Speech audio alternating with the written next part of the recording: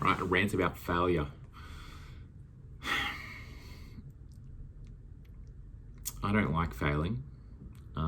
Certainly not something I enjoy. Never ever been something I enjoy. It's not something that I've ever really felt that I've done either. I think it's perspective on what failure is, which is the difference. So to me, failure is literally not meeting the mark for something. So failure obviously throughout high school, primary school, university was, not failing a subject. So I made sure I never did that. So tick, I never failed a subject.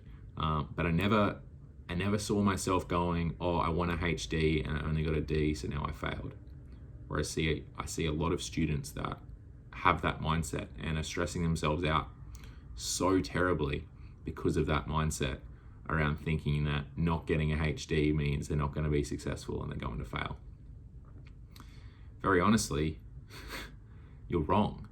And oftentimes, if getting that D while also being mentally strong and not running yourself into the ground is probably a better option and has greater success overall net for your life than what it does you getting a HD and a perfect 7 GPA by the end of your university career.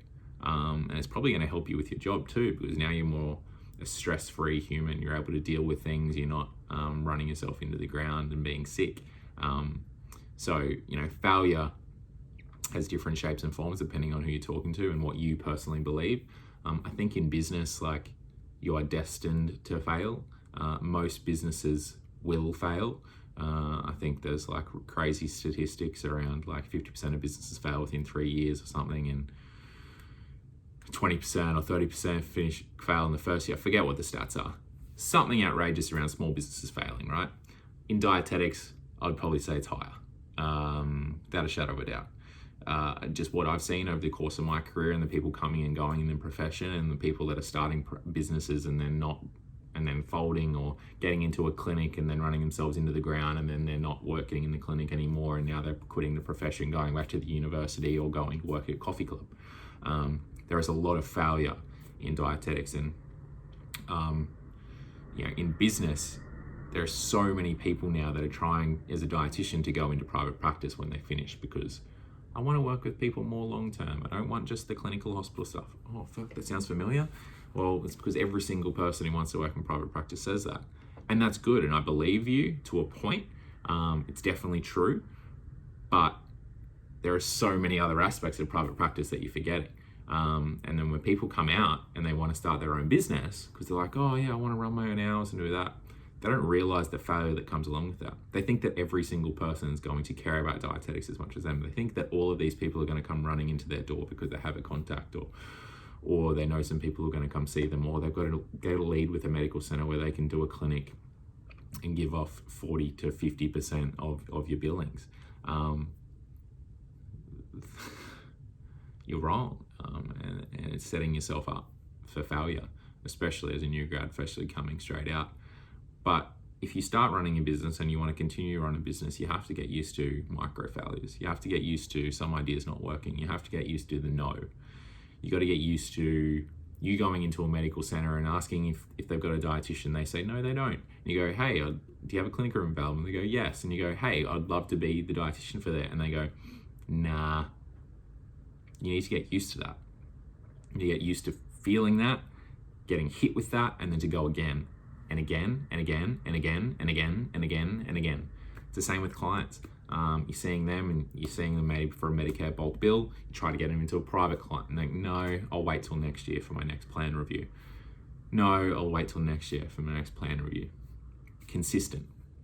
But you've got to get used to feeling the no's, completely wiping it away, and then going again, going for the ask, trying more. You need to go at it different ways oftentimes. So approaching that client in a different way, maybe you're saying the wrong words, maybe you're coming off too needy, maybe you're coming off too strong, maybe you're not being strong enough. Most of the time it's not being strong enough. Maybe you don't have enough confidence in your ability, which then comes across in the consultation. Maybe you're not being as directive in the consult. Maybe you're not providing them with enough information that's actually useful for them to feel like they know that you know what you're doing. maybe you didn't ask the right questions, maybe you haven't acted towards their goal. Instead of you've started working towards the goal that you think that they should have. There are so many things that you could be doing wrong, which then allow for or predict the failure that you're going to have. And then your ability to not succeed after that because you haven't adjusted to those failures. I don't know where I'm going with this rant, but at the end of the day, I just wanted to talk about failure, and that I've failed a lot in terms of some of my ideas didn't work. I've been rejected many times by many different businesses, by many different sporting teams, by many different athletes, by many different organizations around the use of our dietitians, the use of the service, the use of, but it hasn't stopped me. It's made me go, okay, well, how can I go about it differently? Or maybe that person didn't really need it because this is actually great. I've had countless, I couldn't tell you how many ideas that I've got 75% of the way there, invested some money in it, got there, and then go, all right, well, that fucking sucked, that failed. My biggest loss is, spent pretty much 300 grand on developing our own practice management software, and then that person stole it up and left with it, and there's nothing I can really do about it. There's some inside info for you. Talk about a loss, talk about a failure. That fucking hurt. More money than fuck. Yeah, that's the biggest. That's the biggest. But I was trying to do something that was going to be amazing. I was trying to do something that was going to be massive for the company and the industry and everything. Will I go down that road again? I don't know, maybe. But whoo, God, that burned. Still burns. But because of that, I learned from it, right? I learn what not to do in the future. I learn what I should and shouldn't do, where I have skills and don't have, and what I should do better in terms of my planning or my execution next time, or to avoid it.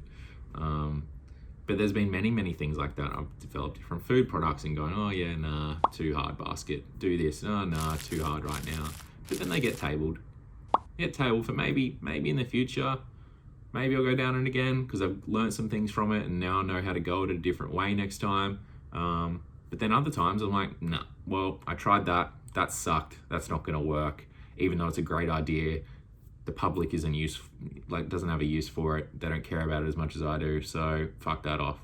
But if you get too down on every single failure, you'll never succeed. You'll never try again. And that's the true failure, right? That's when you really, really fail, is when you stop. When you stop trying. When you stop trying to go for the next thing. When you give up, that's when you fail. And, I don't have that. I don't have a stop. Not right now. Anyway, well, maybe sometime in the future, maybe I do. But I think, your ability to be able to roll with the punches, to take those hits, to take staff lying to your face, staff stabbing in your back, like that shit hurts me the most out of everything. Like, fuck the business idea failures. When you trust someone and then they stab you, or you've done the greatest job with them behind the scenes that no one else knows about, and they know that no one else knows about because they know you wouldn't say anything, and then they go and talk smack about you and say you did different things that never happened, or the opposite. That hurts. But I can't let what a single individual or other individuals did or do then affect my ability to trust and care for the staff that I do have. So those failures with other staff I do not allow that emotion to carry on to the others. So it's just like the emotion of your failures, don't let them then prevent you from being more successful in the future as a result. Because if you do, then again, you just won't be successful. I think anyone that has achieved any great success has failed a million times. It's just making sure that they're micro failures, and that in the macro you're always winning because you're always just learning from the experience and then going, okay, well now I can't do that, but I can do this, and now if I do that, but I can't do that way. And then you've identified all these 1,200 different things that could go wrong and you can plan for it. And I think that's what, from an operational perspective and a project management perspective, I've been able to excel at because of all those different failures and because of remembering all the learnings from those different things, from the experiences that I've had, is be able to achieve XYZ in a way that prevents and blocks and put barriers up for those things, but also knows where the opportunities lie. So yeah, overall, failure, you need to get used to it. Dietitian, business owner, whoever you are, no one ever got anywhere without failing. I'm not really good with the cliches and those type of sayings in regards to this, like that fail first and fail quickly or something like that. Whatever it is, I think Will Smith's got a quote around it. But yeah, it's thinking about failure in a different way and seeing it as a learning experience and not being emotional about it, from holding that on and going, oh, everything in my life sucks because I fucked that up. It's like, no, you just fucked that up. Everything else is still good. You're still great. You're still going well. Just fix that one thing, learn from it, move forward.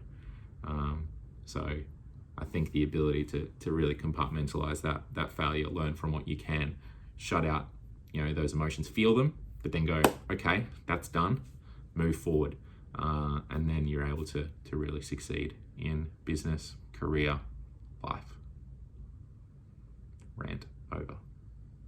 Let me know what you think.